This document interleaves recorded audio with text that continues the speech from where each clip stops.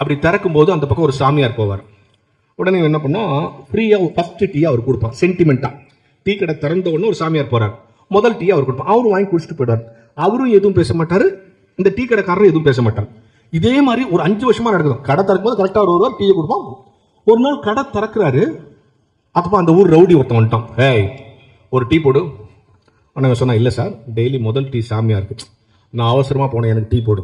இல்லை சார், சென்டிமெண்ட்டாக முதல் டீ அவருக்கு தான் கொடுப்பேன், நான் அவசரமா போகணும், டீ போடு. சார் 5 வருஷமா நடக்குது சார், முதல் டீ, நான் அவசரமா போகணும், டீ போடு. உடனே அந்த சாமியார் அப்படின்ட்டார். அதான் அவனுக்கே டீ போடுன்ட்டார், பேசல.